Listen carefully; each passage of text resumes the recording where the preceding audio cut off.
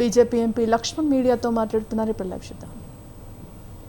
మరి మీరు గ్యారెంటీల గురించి ప్రజలు ప్రశ్నిస్తుంటే మోదీ గారి దగ్గరికి, ప్రధానమంత్రి దగ్గరికి వెళ్ళి మీరేదో మెమోరాండం ఇస్తూ ఉన్నారు పెండింగ్ ప్రాజెక్టులని.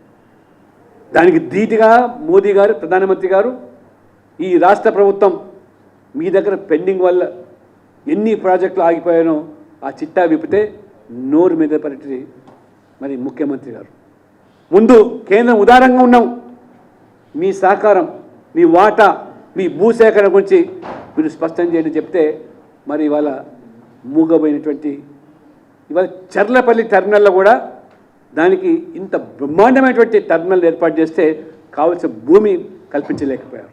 ఎంఎంటీఎస్ విషయంలో కానివ్వండి, అన్ని రంగాల్లో కూడా, అన్ని విషయాల్లో కూడా ఇవాళ ఈ రాష్ట్రం నుంచి ఇద్దరు కేంద్ర మంత్రులు ప్రాతినిధ్యం వహిస్తూ తమ బాధ్యతగా, తమ వంతు కర్తవ్యంగా ఇవాళ కేంద్ర మంత్రులు, ఎంపీలుగా, ఎమ్మెల్యేలుగా, ఎమ్మెల్సీలుగా అన్ని విధాలుగా కూడా ఇవాళ ఈ రాష్ట్రంలో మా ప్రభుత్వం లేకపోయినప్పుడు కూడా ఇంత పెద్ద ఎత్తున సహకరిస్తూ ఉంటే నేను పదే నేను సవాల్ చేస్తున్నాను రేవంత్ రెడ్డి గారితో. 10 సంవత్సరాలు మీ ప్రభుత్వం యూపీ ఉన్నది, బహుశా అప్పుడు కాంగ్రెస్ లేకపోయి ఉండొచ్చు. ఈ రాష్ట్రంలో మీ ప్రభుత్వం ఉన్నది. ఆ 10 సంవత్సరాల్లో ఎన్ని నిధులు, ఎన్ని ప్రాజెక్టులు, అటు రైల్వే, నేషనల్ హైవేస్ కానివ్వండి, ఎయిర్పోర్ట్స్ కానివ్వండి, ఎన్ని తీసుకొచ్చారో ఈ 10 సంవత్సరాల్లో అంతకు రెట్టింపు నిధులు, ప్రాజెక్టులు మేము తీసుకొచ్చాం. నేను సవాల్ చర్చకు సిద్ధంగా ఉన్నాను. ఇవాళ బ్రహ్మాండమైనటువంటి వరంగల్లో మరి ఇవాళ ఎయిర్పోర్ట్ వస్తూ ఉంటే మీరేదో దానికి ఒరగబెట్టినట్టుగా మీ ప్రభుత్వం రాష్ట్రంలో ఉండింది, కేంద్రంలో ఉండింది, చేయలేని ఇవాళ మేము చేస్తాం. దానికి ఏదో మేము చేశామని చెప్పి గొప్పలు చెప్పుకుంటున్నారు. ఇవాళ ప్రభుత్వం ఇవాళ మోదీ గారిది కేంద్రంలో, సివిల్ ఏవియేషన్ మినిస్టర్ కేంద్రంలో ఉన్నది, మరి ఎన్డీఏ ప్రభుత్వాన్ని.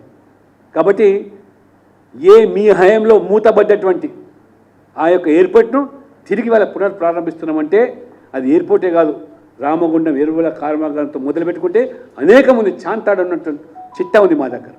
అది ఇప్పటికైనా మాటలు కట్టబెట్టి ఇప్పుడు ఈ త్రిబుల్-R మన చేతిలోకి పోకుండా చూసుకోవాల్సిన బాధ్యత పూర్తిగా రేవంత్ రెడ్డి గారి మీద ఈ ప్రభుత్వం ఉంది. కాబట్టి వెంటనే పూర్తి స్థాయి శాస్త్రీయంగా ఈ డిపిఆర్ను రీసర్వే చేసి వెంటనే కేంద్రానికి కూడా సమర్పించాలని, యుద్ధ ప్రాతిపదికన దీని సమీక్షను ఏర్పాటు చేయాలని, అవసరమైతే ఆల్ పార్టీ మీటింగ్ను కూడా పిలవాలని చెప్పి కూడా నేను డిమాండ్ చేస్తూ ఉన్నా.